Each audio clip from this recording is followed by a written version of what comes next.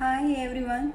So today's topic is the psychological impact of COVID-19 on children and how we can overcome it. The first very important thing while we are saying that how we can overcome our child's behavior, firstly we should aware of the reason and the change in behavior. So reason we knows that this is all because of COVID-19. The next is change. What type of change actually our child is facing? The first thing that we should not ignore at all, that stress level will not be same for each child.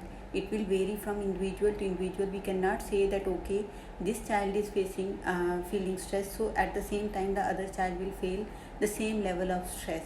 So next important thing is from where our children are actually getting information, who is the source of that information.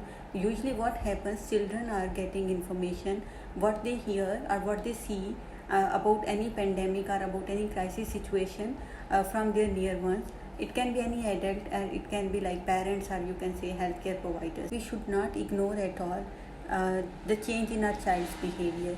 When we are seeing that okay, our child is not having the same routine that he was having before, we should not ignore certain important factors.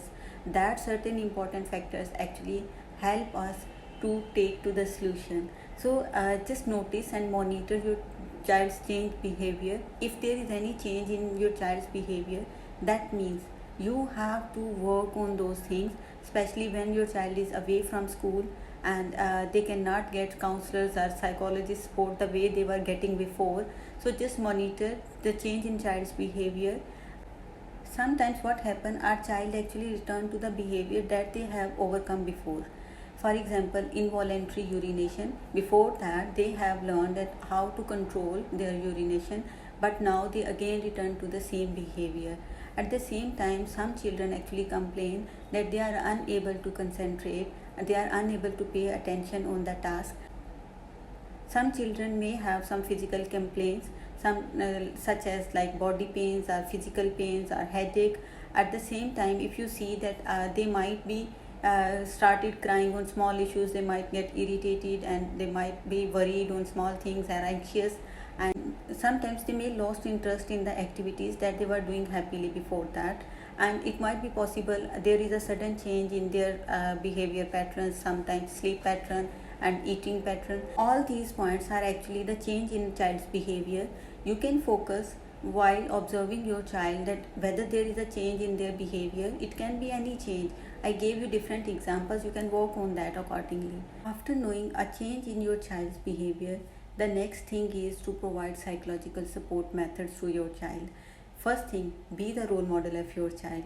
It's very easy. Whatever you will do, your child will observe and follow the same way. If you will feel relaxed, cool, and calm in a certain situation, automatically your child will learn the same way, and it will help them to. Don't forget to reassure your child that whatever the situation is currently going on, your child is safe and it's easy and it's actually normal to feel a little bit stressed. Try to know what type of information your child is having about the disease. I suggest you to take some time to talk about the whole COVID-19 situation to your child. It is actually very important. If you will tell the information to your child, they will try to avoid other resources. Try to explain your child that how they can cope with the situation. Sometimes what happens, children don't know how to cope the situation, so you can provide them some meditation techniques that they can use or some exercising techniques that they can use at home to de-stress themselves. I suggest you to have a daily routine with your child filled with different activities so that they don't feel bored at home. If they will feel bored at home, automatically they will want to go out, and when they will not be able to go out, they will feeling stressed and distressed or might be frustrated or irritated. So if you will set a schedule, it will help your child to follow that schedule, and automatically when there are different fun activities included, they will enjoy to stay at home. Usually what happen, parents actually forget to take care of themselves and their whole focus is on their child. But I suggest you to take care of yourself first, only then you would be able to take care of your child. Tell them how to prevent it and what are the reasons that they are staying at home, because all of them are now stressed, they are frustrated, they want to go to schools, they want to go out for outings, they want to go for events and get togethers, they want a normal life again. but we are aware of the fact that right now in the current scenario it may not be possible in within few weeks. So they should know that how they should react. Last but not least, I suggest you to monitor the information that your child is getting from different resources. It might be media coverage, it might be social media accounts. Try to monitor that information so that you would be able to provide accurate information to your child and to take your child out of the scared environment. I'm not saying that media's role is negative, but media is actually trying to provide information as much as they can, but we want our child's mental health in a secure way. We don't want them to feel secure, scared and fearful in these circumstances. So try to find out the ways how you can take your child out of that stressed environment. You are actually the role model. You can play the important role.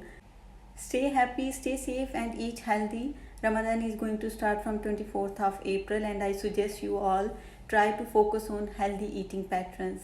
Take care. Bye bye.